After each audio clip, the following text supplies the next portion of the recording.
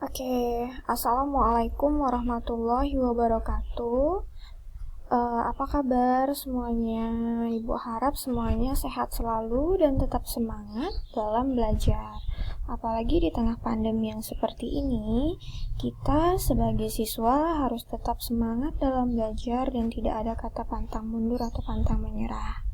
Nah, untuk melanjutkan bab yang ke-1 kemarin mengenai SIMD, kali ini kita akan masuk ke bagian bab yang kedua, yaitu aplikasi pengolah angka berupa perangkat lunak pengolah kata. Kalau kemarin pengolah angka atau mikroskop Excel, kalau sekarang pengolah kata atau mikroskop Word. Oke.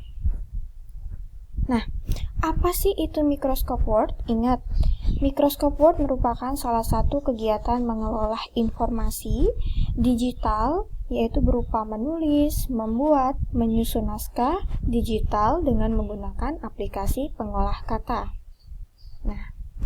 Nah, di sini ada tampilan awal dari mikroskop Word yang bisa kalian lihat. Biasanya kalau kalian mengerjakan makalah ya, atau kalian mengetik suatu tugas, biasanya nggak terlepas dari yang namanya mikroskop Word. Nah, di mikroskop Word ini ternyata nggak sesimpel dan nggak segampang yang kita pikirkan. Semua menu, semua tombol, semua simbol mempunyai nama tertentu dan mempunyai fungsi yang tertentu. Salah satunya ada Quick Access Toolbar. Biasanya ini mempercepat kita dalam mengesave, mengundo, mengredo, dan membuat lembaran yang baru. Jadi ini merupakan salah satu tombol-tombol perintah atau toolbar yang di bagian dari Quick Access Toolbar. Nanti ada lagi tuh yang namanya ribbon, title atau judul, yang biasanya itu kalau awal tulisannya itu dokumen baru atau doc word, tapi kalau udah disimpan berarti disimpan sesuai dengan nama kalian. Nah, di fitur-fitur atau fungsi-fungsi dalam mikroskop Word yang tadi, yang di garis merah ini, ternyata mempunyai fungsi nih. Yang pertama ada apa?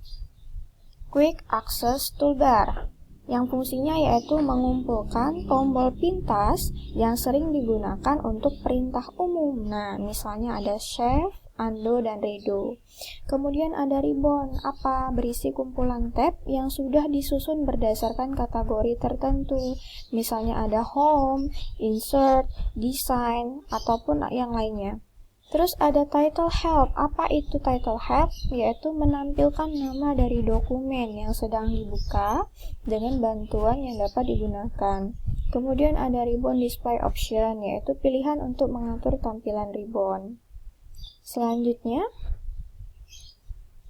ada minimize, ada restore, maximize, ada close, access, ada ruler yang berfungsi untuk membuat kita lebih mudah. Kemudian ada scroll bar, ada page number in, yaitu menunjukkan halaman yang sedang diakses dari keseluruhan halaman. Kemudian ada word count province check, ada language, ada read mode, ada print layout, ada web page layout, ada zoom control. Nah, kemudian selain dari tampilan awal mikroskop Word, tentunya ada salah satu pengaturan naskah. Yang pertama, dalam hal pengaturan naskah itu ada yang namanya page layout. Nah, untuk mengatur tata letak dokumen, hal pertama yang perlu diketahui adalah orientasi halaman, baik itu vertikal atau portrait ataupun horizontal dan landscape. Nah, mengatur orientasi halaman dapat dilakukan dengan cara yang berikut. Seperti gambar yang di samping ini. Yang pertama, kalian pilih menu page layout, kemudian pilih toolbar yaitu orientation, dan kalian tinggal pilih tuh mau portrait yaitu tegak, atau landscape yaitu seperti tidur, atau horizontal.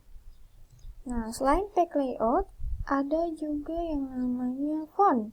Nah, font ini itu merupakan suatu fitur perangkat lunak pengolah kata yang dikelompokkan jadi satu di dalam suatu dokumen. Nah, kelompok tersebut memiliki bagian pilihan untuk pemformatan font pada suatu teks dokumen. Misalnya, mengatur jenis font, ukuran font, atau warna. Nah, perhatikan contoh nih. Ini ada 1-10 contoh. Nah, biasanya kalau font yang kita gunakan itu Times New Roman dengan size 10, maka tampilannya akan seperti ini, misalnya simulasi digital. Kemudian kalau kita pilih font Lucida Handwriting, nah nanti dia berubah. Terus kita pilih font size yang berukuran 14 juga nanti berubah. Tapi kalau kita ubah warnanya menjadi merah atau font color, jadi berubah menjadi simulasi digital yang berwarna merah. Kemudian kita ubah dengan text highlight color yang warna kuning. Nah, kemudian background belakang akan berubah warna kuning. Bold untuk mempertebal, italic untuk membuat tulisan menjadi miring, underline untuk membuat tulisan di garis bawahi, dan change case atau uppercase itu yaitu membuat tulisan menjadi seperti ini. Nah, simulasi digital.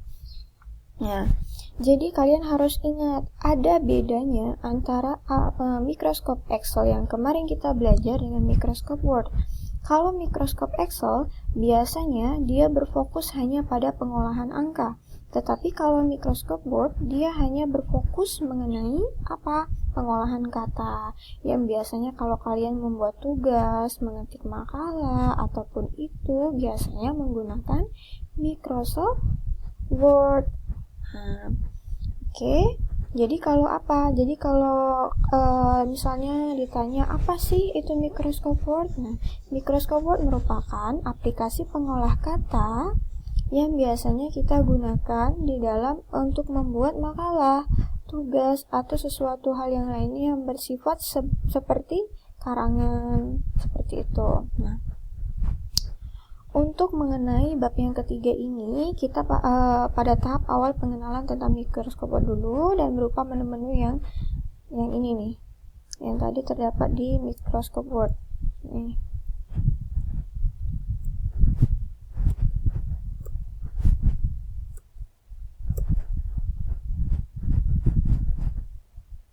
Nih, menu-menu ini. Nah, untuk tugas, Ibu minta kalian mencatat materi yang penting di bab 3 ini untuk ditulis di buku catatan sebagai tugas. Waktunya dimulai dari tanggal 25 sekarang dan Ibu kasih waktu seminggu lagi kemudian. Dan tugasnya kalian kumpul di dalam Di dalam GCR.